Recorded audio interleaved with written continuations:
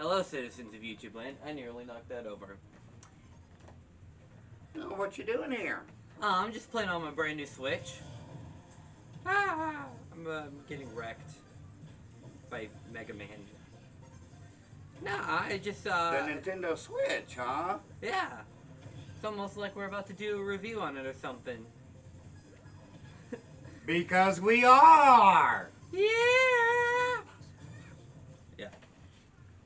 Then, Hello, citizens of YouTube land. hey. It's your president and your VP. And it's kind of a very special day today because he can now drive. So, thanks to him, everybody. He got his driver's permit today. So today's topic, or rather today's film, is going to be The Crazies. Yeah, guys, unfortunately, no more March of the Irish. We ran out of time due to work and school issues and other things of that nature. So we apologize for that, but we will get to Kill the Irishman at another time. We'll get to that movie. So yeah, The Crazies is a 2010 remake of the film by the same name by George A. Romero, which came out in 1973. And honestly, as far as horror remakes go, it's not bad, honestly. No, it's actually one of the better ones out there. Definitely better than, say, A Nightmare on Elm Street or Friday the 13th, the remake. I had some issues with that. Maybe we'll get into it someday. It's not a bad film per se, but we'll get into that in another topic in another video because this one's focused on the crazies. So yeah, it is definitely one of the better ones out there, especially for it being a 2010-ish remake at a time when you had a whole slew of remakes from The Omen to Last House on the Left to The Hills Have Halloween. Eyes. And, You yeah. know, just that we were just basically bombarded with remake after remake, and like we said, this one's actually one of the better ones. I think one of the major reasons why is the first of all the way the film is shot, and also the lead actor. Yeah. Timothy Olyphant. For those of you who don't know, he was the lead actor on a TV series called Justified. Definitely go check that out. Probably do a review over the whole series at some point. He was also in Scream 2 as the maniacal Mickey. So there's your references if you want to go back and search some of his other work out.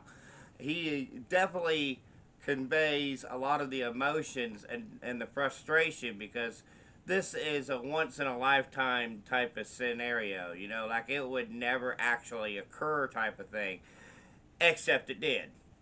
Yeah, so we should probably get to it. The film opens up with the main town on fire and everything. It looked like hell on earth just had happened, and so then it goes to a title card saying 2 days earlier, where we meet our main character who happens to be the sheriff of the county, and his wife, and then they're at a baseball game and they're watching this, and then the town drunk basically comes in with a shotgun, but there's something just not quite right with him, and so Timothy's character, he has to shoot him basically dead in order to stop him from basically a shooting. So, as he's investigating why he had to do this, we're introduced to several other characters, including His deputy, my favorite character, and honestly. also the secretary, assistant to his wife type person, who is played by Danielle Panabaker. I also know her because she was in some Lifetime movies that I saw, and maybe we'll cover some more of her work in our Lifetime series. So, yeah, it turns out that the United States government, surprise, surprise, as it comes to these type of movies, accidentally released a neurotoxin on this small town population in Iowa Through the water supply. through the water supply. Because they lost the plane And then I'm thinking that because this was a 70s film at first, I was thinking back this was probably a commentary on the Broken Arrows incident, which was basically a series of incidents where the United States lost nuclear bombs. Go look it up. It actually happened. Also, it could be considered maybe as pushback on the Vietnam War, especially if they used a similar ending. I'd have to go back and watch, but if they used a similar ending to the one that they have here, then it would definitely be possibly about the napalm strikes in the Vietnam War. But Yeah. that's a topic for another For another time. channel, but because We we're don't not normally really get into those qualified things. for that. And although we are somewhat versed in the subjects, we're not completely qualified. So no, Yeah. we wouldn't. Yeah, but things slowly but surely go wrong, and the town, well, they start turning crazy on each other Yeah. and killing And each other. like there's one dude named Bill where he sets his house on fire with his wife and son still in the house. Yeah, Just we think won't about go that any for a farther question. than that as far as that goes, but yeah, that happens. Yeah, and then he's arrested for it and all that, and then the sheriff. There's like this really tense scene, and you can kind of see the jump scare coming from a mile away. But there's like this tense scene where Russell, the deputy, is like going to unlock the cell door, but then the sheriff, he pulls him back. He's like, "No, don't do it." And then and then you see Bill. He just comes up. He's like, "Ah!" Yeah, so then we should also point out that this film has its Jaws moment. And what I mean by that is its Jaws moment. The sheriff naturally goes to the mayor. He says, "Hey, mayor, we got this problem where people are killing each other, you know? It's in the water." And the mayor responds with, "Well, this is a farming community and we have to have the water." Because if you don't, you're going to cripple the economy of the county. See? Jaws moment. Because it relates back to, well, Jaws. Yeah. So then the sheriff decides he's going to take matters into his own hands, right? You know, he's like, screw this. I'm just going to go to the water supply. I'm going to pop the lock off of it, and I'm going to take the handle where they can't turn the water back on. Yeah. So after all this happens and stuff, we see then the United States government kind of comes in and like basically deports everyone into like these camps. Yeah. Basically, A specific type of camp would come to mind when you watch this film. And that's all we'll say about that. and then I also think that the film is also like, again, we're not very versified for saying this, but once again, I think the film is trying to draw metaphors to the immigration crisis, because there's one scene in the film where we see a baby get ripped from its mother's hand. Yeah. In the film, that happens. But now, while we're pointing these things out, it's important to also remember that the movie was executively produced by one George A. Romero, who did put social commentary into his previous films. Yeah, So so if it we're makes reading sense. into this as social commentary, that's probably because it was. Yeah, so afterwards, you know, the sheriff's wife gets taken away from him, and he winds up getting transported to a bus where they're going to ship him away from the town, as they're going to, you know, they're going to go on the on the town. And so basically, he then goes back to save his wife. By that, he goes back to save his wife and gets her out of there. But then, in the process, there's a bunch of rednecks who like bust through the gates and stuff and start shooting up the army. And then people start running out of these camps. And then So they escape, right?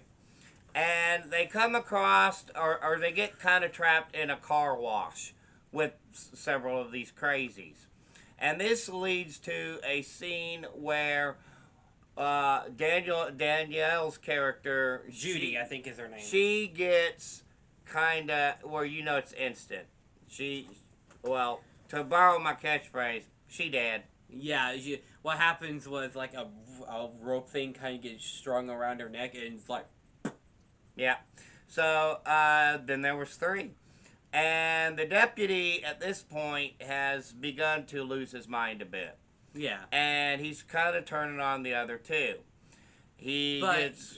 it's not really his fault either, because it's probably the neurotoxin making him do this stuff. And so basically, what happens is the sheriff he's like, hey, put the gun down. All I want to do is talk. So what he does is he takes it and then he punches him and he lands on his back, snapping him back into reality. So the deputy, and a redeemer arc that works well with his character, actually, decides to sacrifice himself so that the other two can get away. And the sheriff and his wife get away just in time because there's either what is probably. At first, I thought it was an atomic bomb. Then I realized that would have been completely unrealistic. And if you look at if you look at the way the bomb was dropped and stuff, and the way like then there's like fire and stuff that comes down from the sky after the bomb is dropped. It was probably what is known as a fire bomb. Yeah. So they have managed to make it to Cedar Rapids, which was their destination to begin with.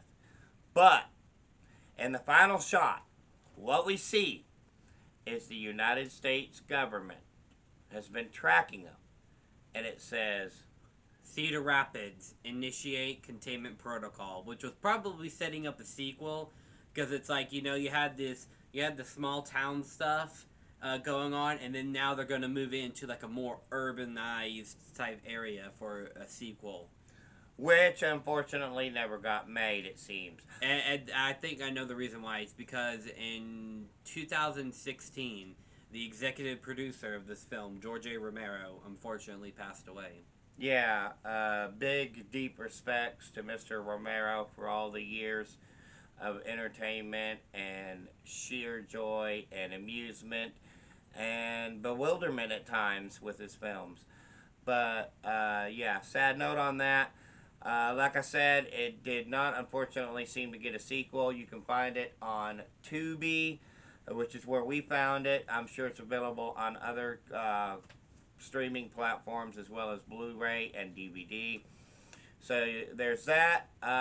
Final rating for this one: 4.5 out of 5. What say you? Also, a 4.5 out of 5. This is actually a really good one. Don't listen to Rotten Tomatoes, guys, because the rating that they give that is not good. No, it's somewhere around 70%, which I guess is average. But they did say that the consensus was that it was, more smart than many remakes out there. So there's that. But hey, guys, if you have seen the Crazies remake and you think it was the worst remake, well, clearly you didn't watch Rob Zombie's Halloween. Maybe we'll get to that someday. Yikes. Uh, but anyways, hey, just remember, we're just two idiots with